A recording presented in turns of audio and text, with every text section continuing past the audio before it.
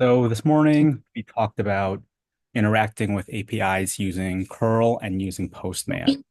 And we created an account, we signed in, we navigated through the different views in Postman. Here we could see a request being created. Requests can be saved to be used later. And once you send that request, you'll receive an output in the body section. So one thing I might not have emphasized earlier on, but I'd like to emphasize it now. There are really two parts to an API request, right? There's always going to be the request itself and then the response that you receive. So notice how they have very similar constructs. Both the request up here and the response down here have bodies and headers. These are simply just ways for the data to be passed around. And as you learned earlier this week, even within an HTML document, right, we have bodies and headers. So it's because requests utilize HTTP, which is a protocol, and URLs. They're all essentially following a lot of the same fundamental principles. So that's just something to remember. Requests and responses are essentially the two components to an HTTP interaction or API interaction, I should say. And you'll be able to see both bodies and headers in both. Now this is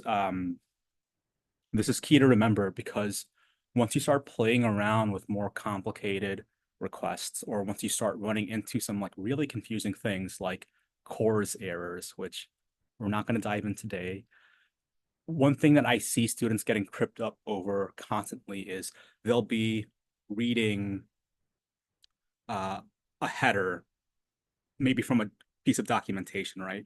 And they may not know where to pass that in. Same with something, a value inside of the body.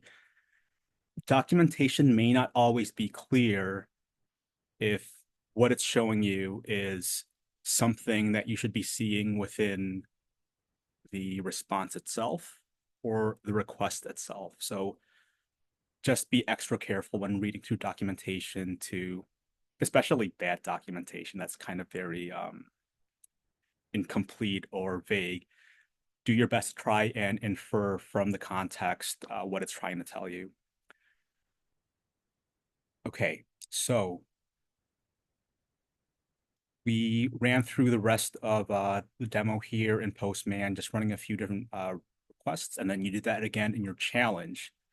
And now we are going to talk about a third way of interacting with APIs, and that's utilizing fetch, which is a built-in JavaScript library. So follow along, open up a new directory, a new project, whatever you want to call it, and just create your boilerplate file. So touch index.html, styles.css, and something for a script like app.js or script.js. And let's start going through what this is line by line. So you've already seen something like this earlier this week. Make sure I'm sharing the right screen. It's a basic HTML file. Everything wrapped inside these little carets inside an HTML file represents a piece of information, an element. Elements inside of the head are essentially like ephemeral. It's like metadata that you don't actually see rendered by the DOM the way that elements inside of the body are rendered by the DOM. When we go into our dev console and inspect the various things inside of a browser that are being rendered by a DOM, we see that they're all elements, right? H2, P for paragraph, D for dividers, and or div for dividers and things like that. So everything you see inside of body is essentially what you see being rendered here. And that's what you learned earlier this week as well. The elements, the code in the HTML are rendered by the DOM, which is the domain object model. And we'll then have a boilerplate CSS script, a cascading style sheet, which allows you to specify various styles that will change and alter how different elements look. Styling sheets aren't the only way to style elements. There's also inline styling, so you could add styles directly within an element. You could add a script within the HTML file itself. And by script, I guess I mean like a style sheet, actually. So here we're linking to a style sheet, but you could also specify these styles directly inside of an HTML file using the script element. You'll come across all of that more throughout the curriculum because we will be covering this pretty much every time we do anything front end related. So especially in the React portion, you'll be going through all of this content over again. So all we really need to know right now is what you've learned earlier this week. We have an index.html, a style sheet, and a script that we're going to import to interact with our API. So everything here in the style sheet can just be copy pasted. Same with the index. No need to change anything just yet. So what's happening here? We so far really just have one section that we're calling our display. It's inside of a container. In that, we have a wrapper. And it's really just got a header and an ID. And it doesn't really show anything, right? One of the first things I said today is that your index.html, your CSS, and your app.js even, your JavaScript file. Within your browser, all of these interactions are happening locally, right? We don't have data on what the current temperature is in Chicago within our own machines. Because we don't have it on our machines, we'll have to get that data externally. And that's what APIs are for. APIs are primarily for interacting with external systems.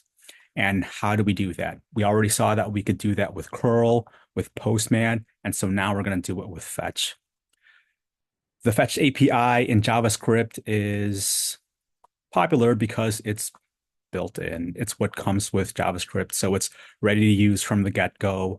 Again, there are frameworks like Next.js that decide to go with just using fetch and integrating that into their code as opposed to using anything more complex like Ajax or Axios.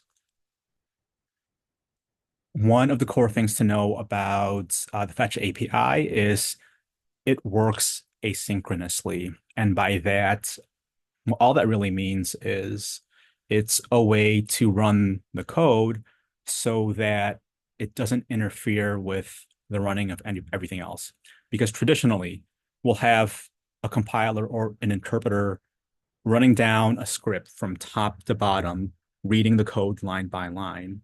And if we had a situation where we were waiting for data to come to us externally, what do we have to deal with? We have to deal with latency from the request being external, right?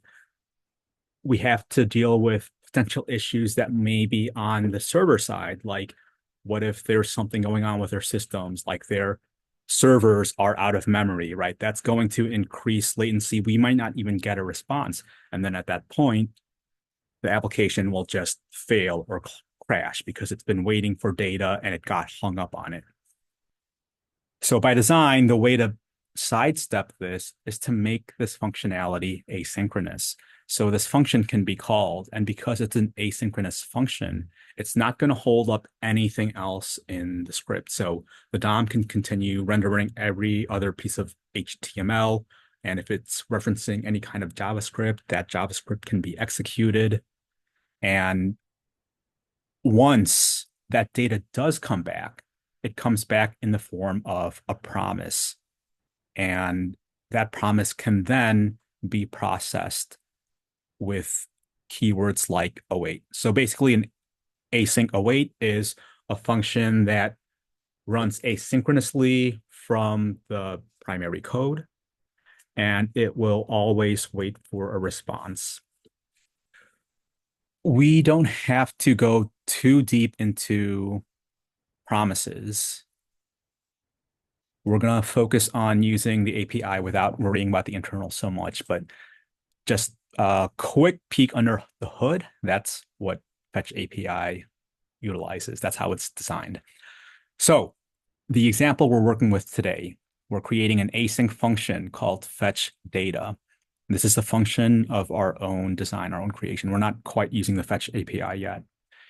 We're going to specify a URL and endpoint, just like we did with curl and with Postman.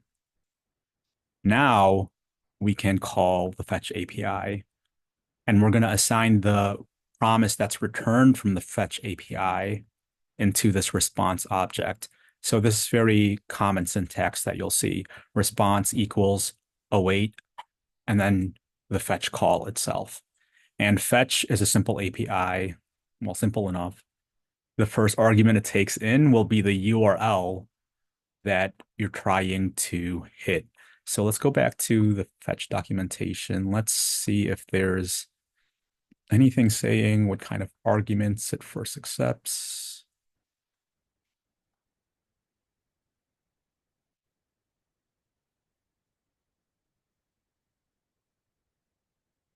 This might still be a little too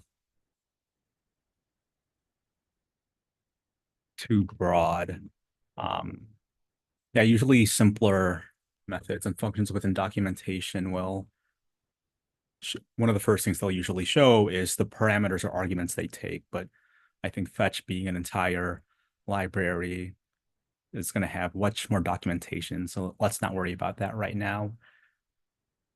What we do need to know is that we have to pass in a URL because you can't make a request without a URL.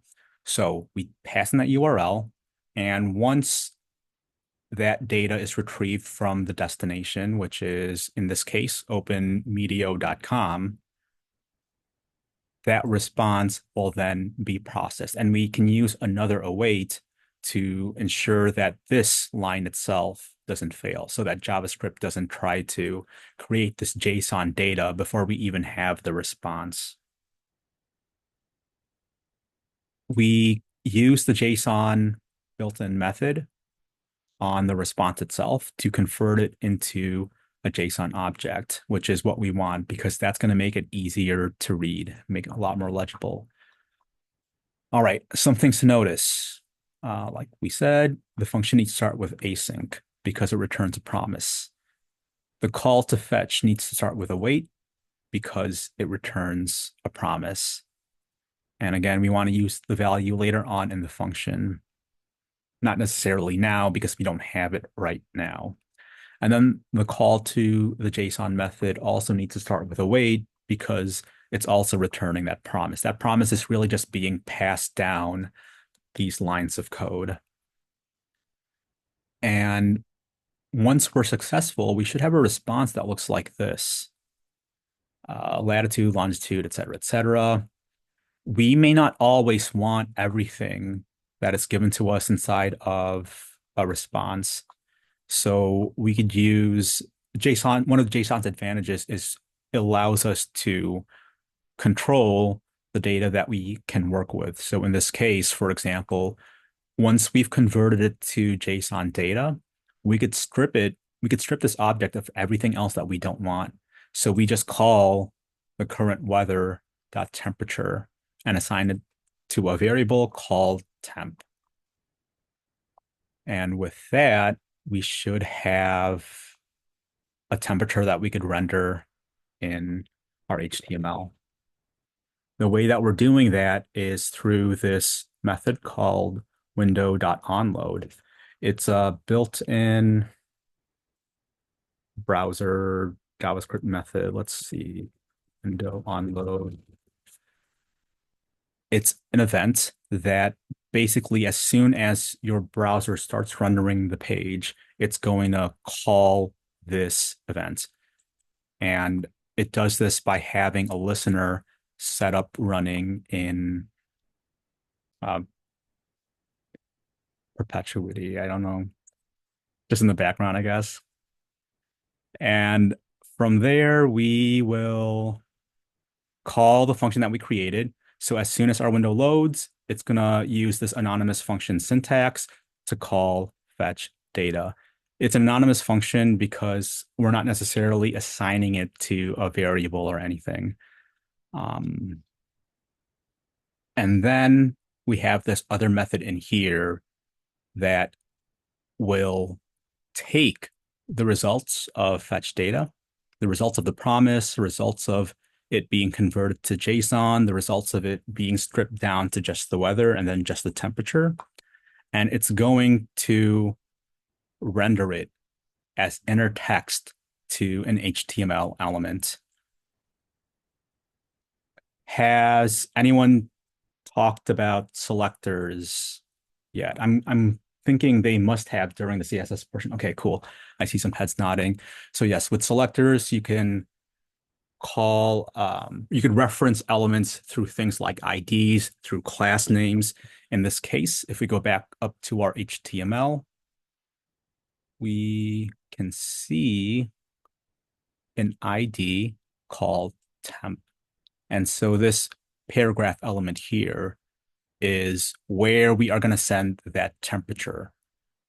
We're saying in this function here, insert the temperature temp by first using the document query selector, which is built into the DOM, to look for an element with this ID. We use the hashtag to symbolize that we want to look for an ID. If we wanted to look for a class name, we would use period. And then we assign that to a variable.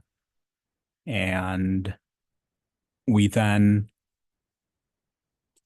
call inner text on that variable, which is an element. We use the query selector to grab an element, and that's the whole uh, P element here for paragraph with the ID. And now that that's been assigned to a variable, we could call methods on it.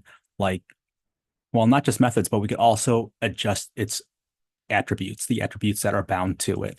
And so we can grab inner text and we could update it to now say degrees with the temperature being passed in prepended to that word.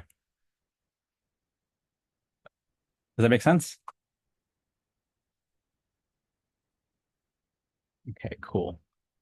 Let's see it in action because going through that once, or at least trying to speak through it in English is very different from seeing it in person. So I've set up my project. If I do an ls, we could see I've got an index.html, a script.js, and a styles.css. Like I mentioned, styles is pretty much all boilerplate. This is all just copy pasted. My index is unchanged as well. I didn't have to add anything. Everything I needed is already in here. So our actual script, let's start off with just the first part alone. If I were to run this as is, can anybody tell me what would happen?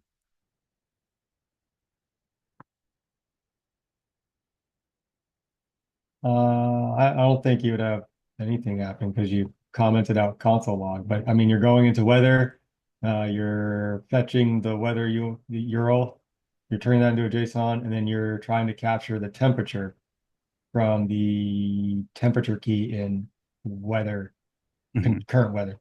But yeah, mhm. now that you console logged it, you're gonna console log the temp. I mean, So even if you console log it, it's still not being invoked anywhere. yes, both correct. So we still won't actually see the console log.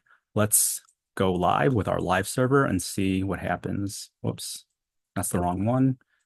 Live server, you always want to make sure you're selecting the right thing. In this case, we want the HTML that calls the JavaScript and not just JavaScript itself. All right, let's hop into our console and right, there is nothing in here because as of right now, there's really no communication between the HTML and the scripts aside from the HTML reloading the script. And as far as the HTML is concerned, all it's loaded is a function that is not being invoked anywhere.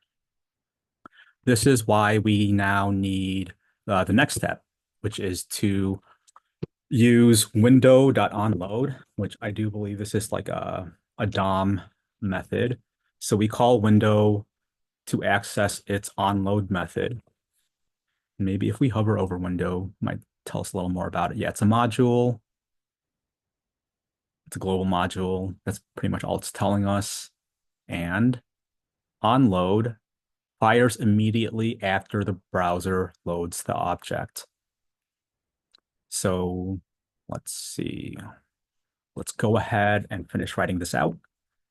We are going to just set this to be an anonymous function. And as soon as this fires, it's going to make a function call to this line in here, which is itself just a call to the fetch data function. So this is what's going to invoke the fetch data function. So let me turn off live share and let me spin it back up. And we now have a console log, negative 4.7 degrees. Pretty cold in Chicago right now. So let's see, what else do we want to do? We want to manipulate this data a little more. Oh, right. We have it in our console log, but we don't actually have it rendering, right? So let's make sure we assign it to an element. And again, we're going to start doing this by creating a function where we use the document query selector to grab a value that we are going to assign to a variable. So document.query selector is going to look for any HTML elements with an ID of temp. And again, that is this guy right here. And now that we've assigned the element itself to temp p, we can call one of temp p's bound attributes, one of them being inner text, because this is something that the paragraph class or module or whatever you want to call it has built in. And we want to use string interpolation to take the temperature that we're passing in. We've got to pass it into the method. So let's make sure we don't forget that. And it's going to interpolate that with the word degrees. So let's save. Let's make sure we're actually calling this as well. So here we can call our insert temp method. We want to pass it the temperature that we've assigned to this variable that we've retrieved through the promises that comes from the OpenMedio API and endpoint. And I think we're good. Let's save, maybe refresh. Yep, we refresh and we see that we're at negative 4.8 degrees. But it's not really that cold, at least not in Fahrenheit, right? So we need to, as Americans, convert to the right temperature type. So originally in our endpoint, we are passing in some parameters, right? Like the latitude, the longitude, and we want the current weather. So we set this Boolean to be true. Now let's add a few more things to this. So things like, first, we're going to use the ampersand to pass in an additional variable. Now we're going to set temperature. And actually, before I do that, let's look at our documentation because 80% of our job is reading documentation. If we go to openmedio.com and go to the website from here. This is where we would see or find documentation that would tell us things like parameters that we get attached to it, right? So I went to the main page. I looked for something like API docs. I found the docs. I'm scrolling through the docs looking for the, I don't know, the functionality I have in mind, which is to convert the unit to Fahrenheit. And there's a lot to read through. I don't feel like reading through all of that, so I'm going to do Control F, and I'm not finding anything. So now I guess I do have to read through this. So we There's a have, drop down you passed. cool, really? Let's see. Yeah. Ah, good catch, good catch, good catch. Okay, so after interacting with this drop down, I saw something cool happen up here. I don't think is that the exact thing that I need? Let me see. It is. So, like I mentioned earlier, different documentation is going to be designed very differently. Some docs are going to be more intuitive than others. And of course, that itself is going to be subjective, right? All right. If it was just me reading through this and me being impatient and not wanting to look for the exact information I need, this right here is what I would first play with. Noticing that this change, this is I would make the assumption that this is the parameter that I would want to pass in. And what's the worst that could happen? The request fails, right? So I'm going to try this out and hopefully that should work. And let's see what else we want to add. We don't need wind speed, so we can forget about that. I'm going to save. I'm going to go back to my live server, and now we can see that it's updated to Fahrenheit. So that is a simple demonstration of hitting an endpoint using the fetch API. We create a custom method. We define the things we're going to need inside of that request. So every request is going to require a URL. Notice how we don't specify a method. We're not specifying get, right? Because we're not specifying it, it's not necessary because that's like the most basic interaction method. So it's going to default to get.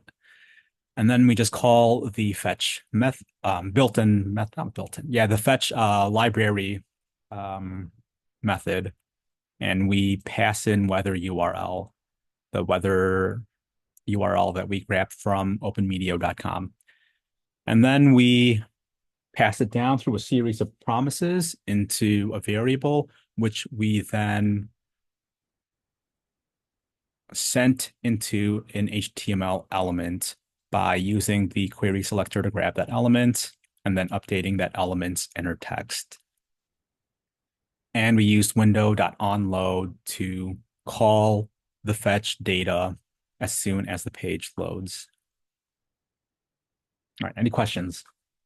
Yeah, I have a question on the window.onload. Mhm. Can that be done um, differently? Yes. Like, I've never seen that before. Yeah. There's all sorts of ways we could interact with this, right? Like, for example, what if we wanted to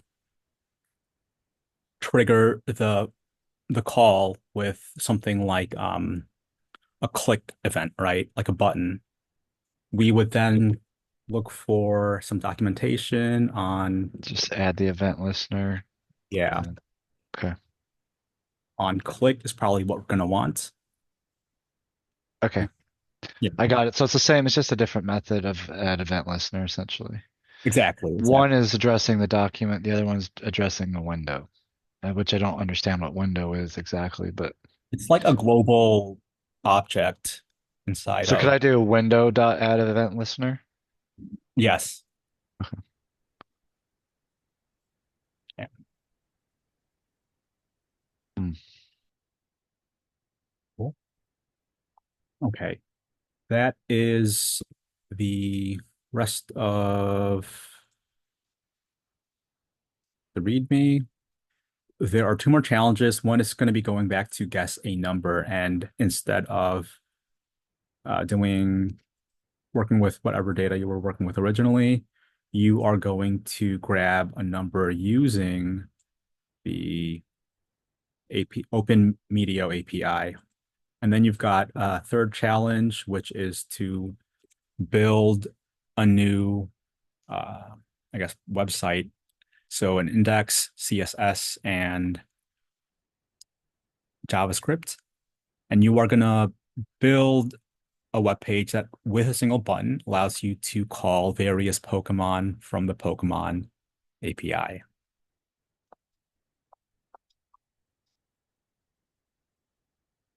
Cool. I'm going to open up breakout rooms again, and let's meet back here around 3:45. Yeah, I'll start closing out breakout rooms at 3:45 so we can have 15 minutes to do feedback forms, and then we'll do our weekly retro at 4. Sound good?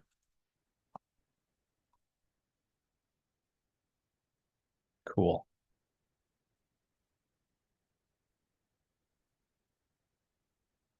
Okay, yeah.